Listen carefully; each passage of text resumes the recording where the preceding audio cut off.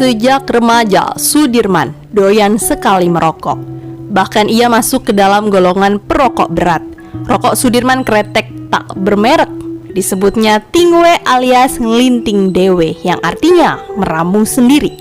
Kebiasaan menghisap tembakau membuat Sudirman mengalami gangguan pernapasan.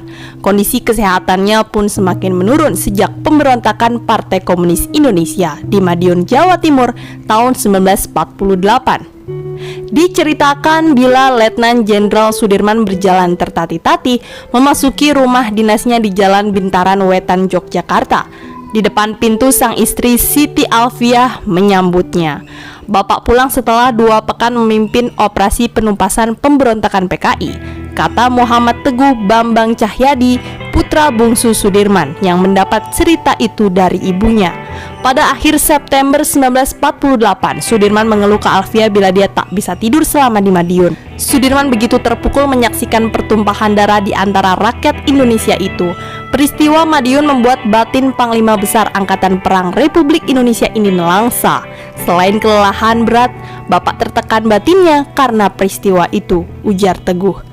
Malam itu kondisi kesehatan Sudirman pun turun, namun ia tetap mandi dengan air dingin. Saran sang istri agar mandi air hangat pun tak ia gubris. Inilah awal petaka bagi Bapak. Esoknya Bapak terkapar di tempat tidur.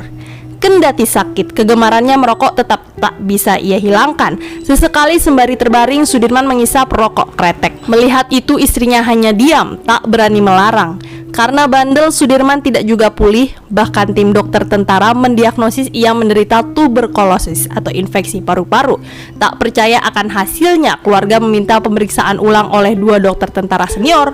Dan jawabannya sama dengan observasi pertama. Sudirman pun dibawa ke Rumah Sakit Panti Rapih, Yogyakarta. Menurut Sugiri, bekas ajudan Sudirman, obat yang dibutuhkan atasannya hanya ada di Jakarta. Untuk sampai Yogyakarta, obat itu harus diboyong melalui jalur penyelundupan. Di lain pihak, Sudirman butuh penanganan cepat. Akhirnya tim dokter memutuskan operasi penyelamatan dengan membuat satu paru-parunya tak berfungsi.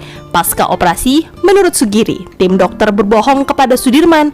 Mereka mengatakan operasi itu cuma mengangkat satu organ kecil di paru-paru yang menghambat saluran pernapasan. Sedangkan dokter memberitahukan ke ibunya perihal operasi itu. Sejak itu, Bapak bernapas dengan separuh paru-paru, katanya.